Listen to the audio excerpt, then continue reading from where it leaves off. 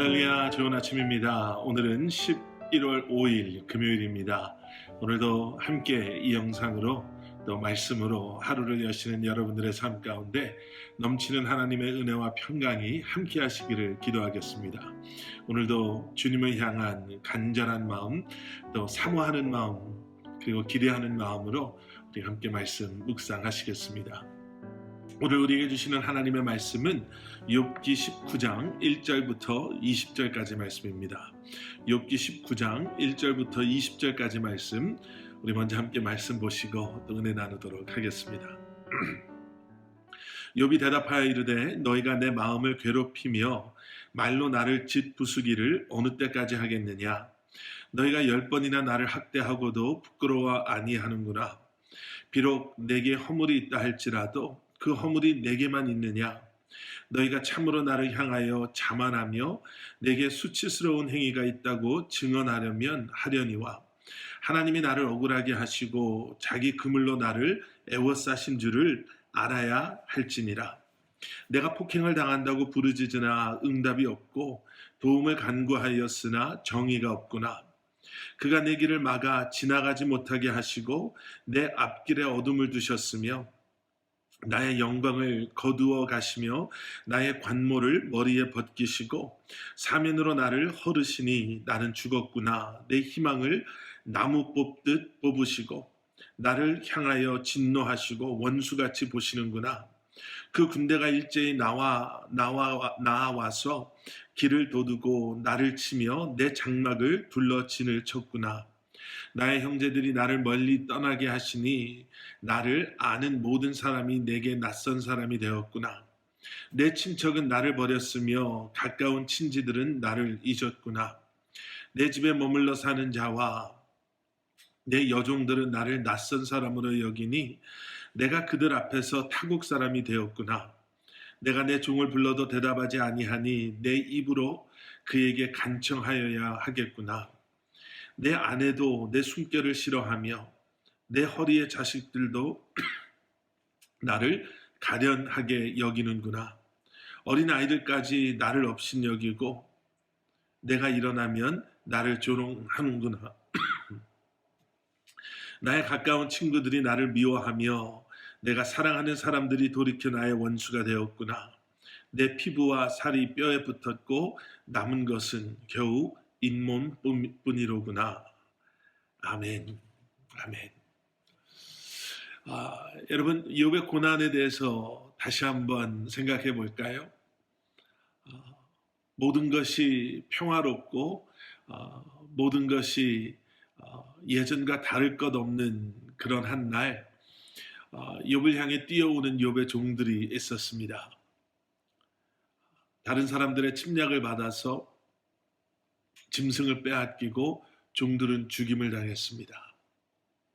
그렇게 시작된 너무나도 고통스러운 소식들은 욥의 자녀들의 죽음의 소식으로, 그리고 욥 자신의 건강에 대한 문제로, 그리고 그러한 그를 저주하고 조롱하는 아내, 그의 곁을 떠나간 수많은 사람들, 그리고 그 고난은 이제 욥을 위로하겠다고 찾아온 친구들을 통해서요, 욥을 오해하고 더 나아가서는 욥을 정죄하며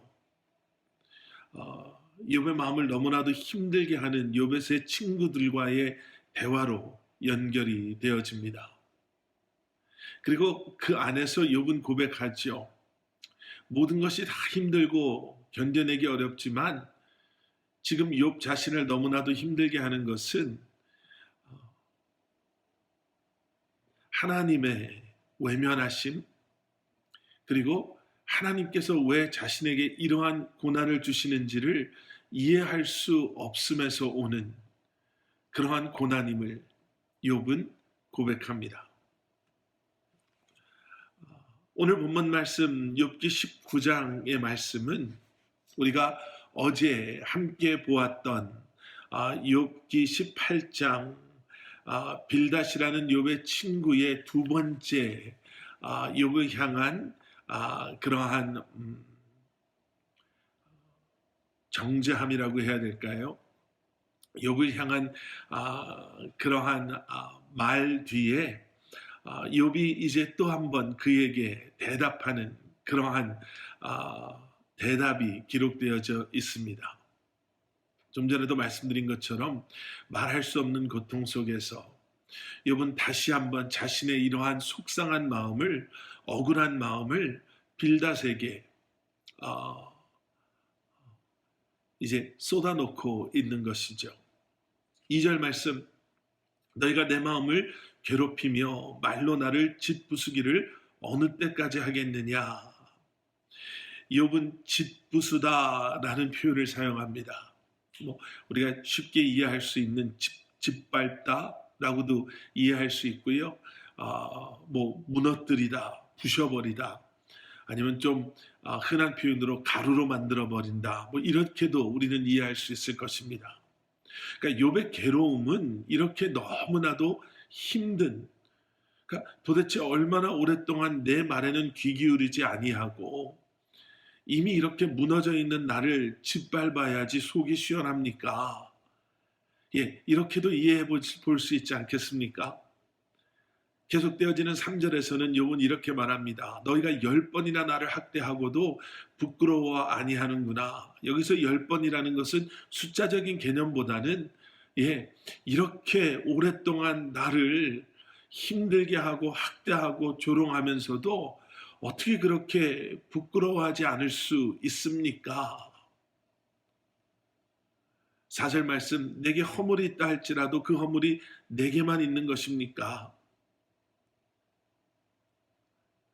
그러면서 결국 6절에 가서 욥은 이렇게 이야기하죠. 내가 받고 있는 이 모든 고난과 고통과 아픔은 하나님께서 나를 억울하게 하시고, 다시 표현하면 하나님께서 하심으로 내가 이렇게 지금 억울해하는 것, 내가 이렇게 하나님의 뜻이 어디에 있는지 알고자 애쓰는 것, 당신들이 좀 이해하지 못합니까? 라고 이야기하는 거죠. 이 모든 것, 이게 나도 이유 없이 보이고 억울해 죽겠지만 그래도 나는 이것이 하나님께로부터 온 것, 하나님께서 허락하신 것이라는 것에 대한 확신은 내게 있습니다. 라고 이야기하는 것입니다. 그리고 나서 7절 이하에서는요, 욥이 얼마나 자신이 지금 힘들고 고통스러운가를 다시 한번 친구들에게 이야기합니다. 폭행을 당한다고 부르짖지만 아무도 대답해주는 사람이 없고, 내 길을 막아서 내가 지나가지도 못하고, 내가 가야 할 길은 어둠을 두셔서 내가 어디로 가야 할지 보지 못하고, 10절 사면으로 나를 헐으시니 내가 이젠 죽었다라고 밖에 생각되어지지 않는 것, 희망이라고 남아있는 희망은 나무뿌리 뽑듯 다 뽑아버리시니 내가 뭘 어떻게 하겠습니까? 13절 나의 형제들이 나를 다 떠나버리고 내가 낯선 사람이 되어버렸고 친척도 나를 버리고 친지도 나를 잊어버리고 내 집에서 나와 함께했던 나의 종들, 여종들은 나를 낯선 사람 취급하고 아무도 내 이야기에 귀 기울이지 아니하고 심지어는 내 아내마저도 내 숨결을 싫어하고 내 자식들도 나를 가련하게 여긴다. 가까운 친구들이 나를 이제는 미워하고 사랑했던 사람들이 내 원수가 됐다. 그리고 마지막 20절에는 이렇게 이야기하죠. 내 피부와 살이 뼈에 붙었고 남은 것은 겨우 잇몸밖에 남지 않았다. 여러분, 우리는 이러한 욥의 고통 속에서의 고백 속에서 고통받는 자가 참 힘들어하는 것 한 3가지 정도를 우리는 보게 됩니다. 첫 번째는요, 철저한 외면이죠. 여러분, 우리가 잘 나갈 때 그렇게 우리 주변에 있던 사람들이요, 우리가 힘든 일을 당하면 혹시라도 그 불똥이 자기들에게 튈까봐 피하는 것이 세상 사람들의 모습 아닙니까?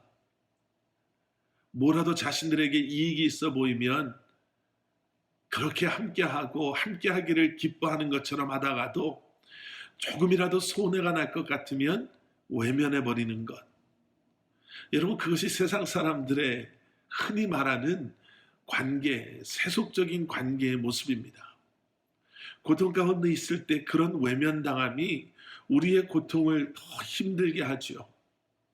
나를 알아주지 못하는 사람들, 이욥의 친구들처럼 그러한 마음에는 전혀 상관없고 오히려 우리의 아픔을 외면하고 오히려 우리의 아픔을 이용해서 자신들의 무언가를 얻고자 하는, 자신들의 의로움을 드러내고자 하는 것.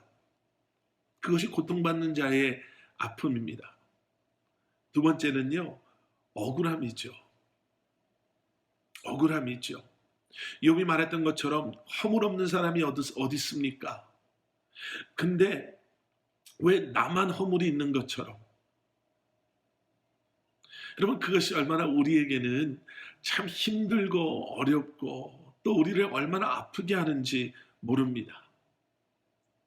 그리고 세 번째는요, 외로움이죠. 어쩌면 외면함과 같은 맥락일 수 있지만 여러분, 외로움은 그 외면의 차원을 뛰어넘습니다. 어떤 것이냐면 나를 위로해 주는 사람이 있어도요, 우리가 정말 힘들고 아플 때는 그 위로도 참 우리의 마음에 와닿지 않는 것. 지금 욥이 뒷부분에서 고백하는 것처럼 나를 멀리하는 것 같은 사람들, 나만 고통받는 것 같고 나만 잊혀져 있는 것 같고 나만 이러한 상황에 있는 것 같은 것. 욥은 자신의 이러한 고통을, 자신의 이러한 억울함을, 자신의 이러한 외로움들을 고백하며 친구들에게 한마디 하는 거예요. 제발 나 좀 내버려 두십시오. 제발 좀 그만해 주십시오. 여러분, 우리는 여기서 몇 가지를 기억하고 우리는 오늘 이 말씀을 통해 주시는 말씀을 붙잡고 우리는 기도하기를 원합니다. 첫 번째는 고난에 대한 것이죠. 여러분, 죄에 대한 고난은요, 죄로 말미암은 고난은 회개하셔야 합니다. 하나님의 말씀을 통해 다시 한번 우리로 하여금 깨달아 알게 하시는 성령님의 우리의 삶 가운데 역사하심이 우리의 고난의 원인이 우리의 죄로 말미암은 것이다 라고 우리로 하여금 깨달아 알게 하신다면 여러분, 회개하시고 주님 앞에서 자유함을, 깨끗함을, 용서를 누리실 때 우리는 그 죄로부터, 그 고난으로부터 자유함을 누릴 수 있게 되는 줄 믿습니다. 그런데 원인을 알 수 없는 고난이 우리를 힘들게 한다면 아무리 생각해봐도 그 고난의 이유를 모르시겠다면 여러분, 힘드시더라도 고통스러우시더라도 더욱더 힘을 내서 주님 앞에 나아가시기에 애쓰시고 주님을 바라보시며 우리를 향한 주님의 뜻이 무엇인지를 알기를 기도하고 간구하며 주님 앞에 나아갈 때에 하나님께서는 그 모든 것을 통해 우리 안에 이루실 일들을 우리로 하여금 알게 하시는 줄 믿습니다. 그리고 또 한 가지 우리가 기억해야 될 것은 여러분, 고난은 그리스도인의 고난은 고난으로 끝나지 않습니다. 욥의 고백처럼 이렇게 힘들고 어렵고 외롭고 억울하고 고통스럽지만 그리스도인의 고난은 고난이 목적이 아님을 기억하시고 우리가 아는 것처럼 로마서 5장에서 말씀하시는 것처럼 환난은 인내를, 인내는 연단을, 그리고 연단은 소망을 이룬 것을 다시 한번 기억하시고 포기하지 마시고 다시 한번 주님 앞에 이 또한 이 모든 것을 통해 우리 안에 참 소망이신 예수 그리스도를 더욱더 닮아가는 그러한 삶을 살게 하실 주님의 계획하심을 은혜를 기억하시고 오늘도 주님 바라보시며 이 한날을 살아가시는 저와 여러분들 되시기를 주님의 이름으로 간절히 축원합니다. 함께 기도하시겠습니다. 사랑의 주님, 세상에 우리 주변의 환경의 여건이 우리를 힘들게 하고 우리를 더 고통스럽게 한다 할지라도 다시 한번 아버지 하나님 주님을 바라보며 회개가 필요할 땐 회개를 통해 주님을 의지하고 주님을 더욱더 바라보며 주님 앞에 더 가까이 나아가야 할 때에는 주님 앞에 더 가까이 나아감으로 말미암아 고난이 고난으로 끝나는 것이 아니라 고난을 통해 다시 한번 아버지 하나님 주님께서 계획하시고 이루고자 하시는 일들 다시 한번 인내를 배우게 하시고 연단하심을 보게 하시고 다시 한번 참 소망을 품고 예수 그리스도를 닮아가며 주님 앞에 온전히 나아가는 저희들 될 수 있도록 성령 하나님 우리에게 지혜를 주시고 우리에게 힘 주시고 우리를 붙잡아 주시옵소서. 예수 그리스도 이름 받들어 간절히 기도드렸사옵나이다. 아멘.